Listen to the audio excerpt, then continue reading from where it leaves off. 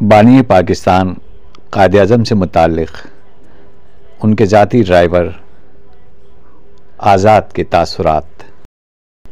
ये सन 37 का जिक्र है। मुस्लिम लीग रूबा शबाब थी। मैं ख़ुद शबाब की इब्तिदाई मंजिलों में था, जब खामखा कुछ करने को जी चाहता है। इसके अलावा सेहतमंद था, ताकतवर था और जी में हर वक्त यही ख्वाहिश रहती थी कि सामने जो क़ुव्वत आए उससे भिड़ जाऊं। अगर कोई क़ुव्वत सामने ना आए तो उसे ख़ुद पैदा करूं और मद्दे मकाबिल से जाकर उससे गुज़ जाऊं। ये वो वक्त होता है जब आदमी हर वक्त कुछ करने के लिए बेताब रहता है। कुछ करने से मेरा मतलब है कोई बड़ा काम, कोई बहुत बड़ा कारनामा सरअंजाम ना हो तो सरजद ही हो जाए, मगर कुछ हो ज़रूर। इस मुख्तसर तमहीद के बाद अब मैं फिर उस ज़माने की तरफ लौटता हूँ जब गालिब जवान था। मालूम नहीं उसने अपनी जवानी के दिनों में किसी सियासी तहरीक में हिस्सा लिया था या नहीं, मगर खाकसार मुस्लिम लीग का एक सरगर्म कारकुन था। गाज़ियाबाद कोर मुझ ऐसे कई नौजवानों की एक जमात थी जिसका एक मैं मुखलिस मेंबर था। अपने इखलास का जिक्र मैंने इसलिए बड़े वसूख से किया है कि उन दिनों मेरे पास सिवाय इसके कुछ और था ही नहीं। ये उसी ज़माने का जिक्र है कि मोहम्मद अली जिन्ना दिल्ली तशरीफ़ लाए और मुसलमानों ने उनका शानदार जुलूस निकाला। जैसा कि जाहिर है गाज़ियाबाद कोर ने इस जुलूस को पुररौनक और पुरजोश बनाने में पूरा हिस्सा लिया। हमारी जमात के सालार अनवर कुरैशी साहब थे, जो अब शार पाकिस्तान के लक़ब से मशहूर हैं। हमारी कोर के जवानों के होठों पर उन्हीं का तस्लीम करदा कौमी तराना था। मालूम नहीं हम सुरताल में थे या नहीं, लेकिन इतना याद है कि जो कुछ भी हमारे हलक से बाहर निकलता उसको सुरताल की पाबंदियों में जकड़ने का होश किसी को भी नहीं मिलता था। उसको पाबंदियों में जकड़ने का होश किसी को भी नहीं था।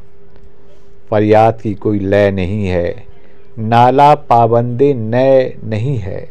ये तारीख़ी जुलूस तारीख़ी शहर दिल्ली की तारीख़ी जामा मस्जिद से शुरू हुआ और पुरजोश नारे बिखेरता चांदनी चौक, लालकुआं, हौज़ क़ाज़ी और चादड़ी बाज़ार से होता हुआ अपनी मंजिल यानी मुस्लिम लीग के ऑफिस पहुंचकर ख़त्म हो गया।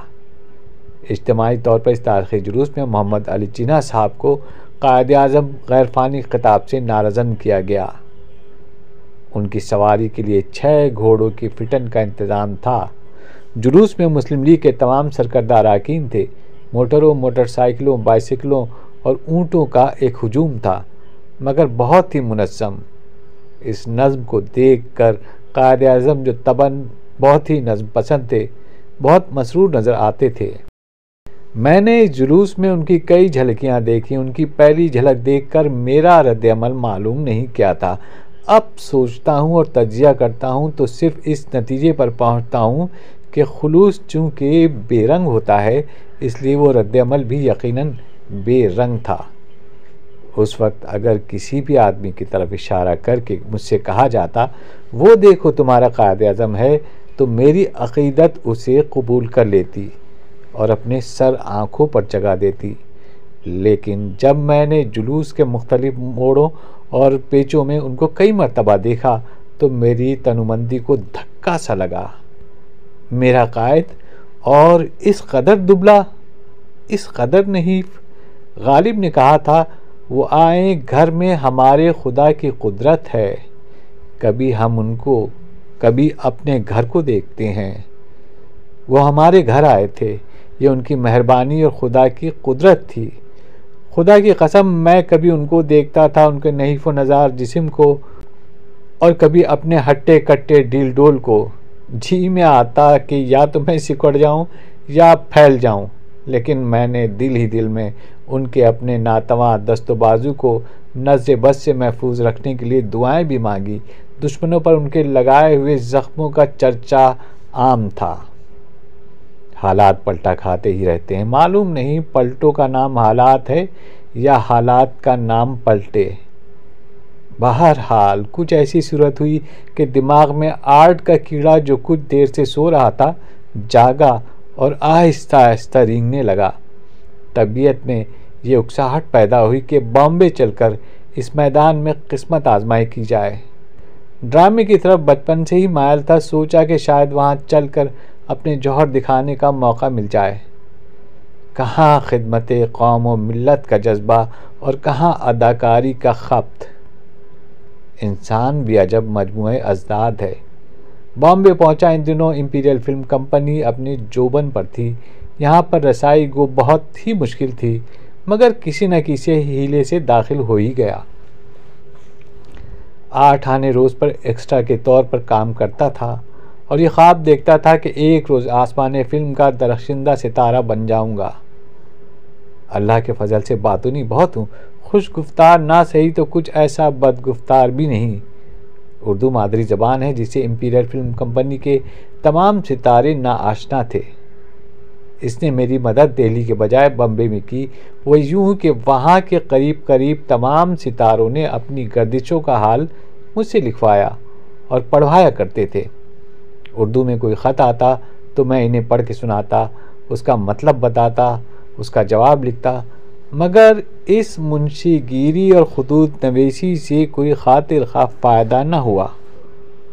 एक्स्ट्रा था, एक्स्ट्रा ही रहा। इसी दौरान में इंपीरियल फिल्म कंपनी के मालिक सेठ इंपीरियल फिल्म कंपनी के मालिक सेठ आर्डेशरा ईरानी के खासुल खास मोटर ड्राइवर बुद्धन से मेरी दोस्ती हो गई और इसने इसका हक़ यूँ अदा किया कि फ़ुर्सत के औक़ात में मुझे मोटर चलाना सिखा दी। मगर चूँकि ये औक़ात नहायत ही मुख्तसर होते थे और बुद्धन को हर वक्त यही धड़का लगा रहता था कि सेठ को उसकी चोरी का इल्म ना हो जाए, इसलिए मैं अपनी तमाम ज़हानत के बावस्फ़ मोटर चलाने के फ़न पर पूरी तरह हावी ना हो सका। हावी होना तो बहुत बड़ी बात है, बस यूँ समझिए कि मुझे बुद्धन की मदद के बग़ैर अलिफ जैसी सीधी सड़क पर सेठ आर्डिशर की बेवक चलाना आ गई थी। इसके कुल पुर्ज़ों के मुतालिक मेरा इल्म सिफर था। अदाकारी की धुन सर पर बहुत बुरी तरह सवार थी, मगर ये सर का मामला था। दिल में मुस्लिम लीग और उसके रूह रवां कायद-ए-आज़म मोहम्मद अली जिन्ना बदस्तूर बसे हुए थे। इंपीरियल फिल्म कंपनी में कैनेडी ब्रिज पर, भिंडी बाज़ार और मोहम्मद अली रोड में और प्ले हाउस पर अक्सर मुसलमानों की अक़लियत के साथ कांग्रेस के सलूक का तस्करा होता था।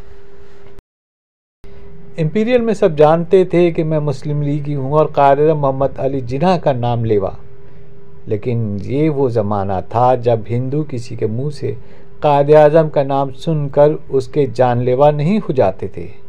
क़याम पाकिस्तान का मुतालबा अभी मंजर आम पर नहीं आया था। मेरा ख़्याल है कि इंपीरियल फिल्म कंपनी के लोग जब मुझसे कायद-ए-आज़म का तारीफ़ी ज़िक्र सुनते तो ये समझते थे कि वो भी कोई हीरो है जिसका मैं परस्तार हूँ। यही वजह है कि एक दिन उस ज़माने के सबसे बड़े फिल्मी हीरो डी बलमोरिया ने टाइम्स ऑफ इंडिया का पर्चा मेरी तरफ बढ़ाते हुए कहा, लो भाई, ये तुम्हारे जिन्ना साहब हैं।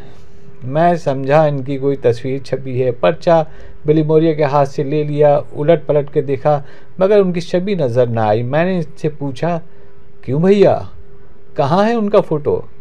बलमोरिया की जॉन गिलबर्ट स्टाइल की बारीक बारीक मूछें मुस्कुराहट के बाद उसके होंठ पर कुछ फैल सी गईं। फोटो वोटो नहीं है, उनका इश्तहार छपा है। मैंने पूछा, इश्तहार? कैसा इश्तहार? बलमोरिया ने पर्चा लिया और एक लंबा कॉलम दिखाकर कहा, मिस्टर जिन्ना को एक मोटर मैकेनिक की ज़रूरत है जो उनके गैराज का सारा काम संभाल सके। मैंने अखबार में वो जगह देखी जहाँ बलमोरिया ने उंगली रखी हुई थी और यूँ ओह किया जैसे मैंने एक ही नज़र में इस इश्तिहार का सारा मजमून पढ़ लिया है। हालांकि वाक़या यह है कि खाकसार को अंग्रेज़ी इतनी ही आती थी जितनी डी बलमोरिया को उर्दू। जैसा कि मैं अर्ज़ कर चुका हूँ कि मेरी मोटर ड्राइवरी सिर्फ अलिफ ऐसी सीधी सड़क तक महदूद थी। मोटर की मैकेनिज़्म क्या होती है इसके मुतालिक हराम है जो मुझे कुछ इल्म हो।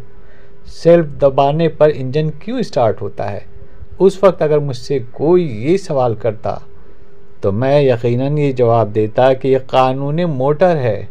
सेल्फ दबाने पर बाज़ औक़ात इंजन क्यों स्टार्ट नहीं होता? इस सवाल का भी जवाब ये होता कि ये भी कानूनी मोटर है जिसमें इंसानी अक़ल को कोई दखल नहीं। आपको हैरत होगी कि मैंने बिलीमोरिया से जिन्ना साहब के बंगले का पता नोट कर लिया और दूसरे रोज़ सुबह उनके पास जाने का इरादा कर लिया। असल में मुझे मुलाज़मत हासिल करने का ख्याल ना था, ना इसकी तवक्को थी, बस यूं ही इनको इनकी रिहाइशगाह में करीब से देखने का शौक़ था। चुनांचे अपने खुलूस को डिप्लोमे के तौर पर साथ लिए हुए माउंट प्लीजेंट रोड वाक़े मालाबार हिल पर उनकी खुशनुमा कोठी पर पहुंच गया। बाहर पठान पहरेदार था।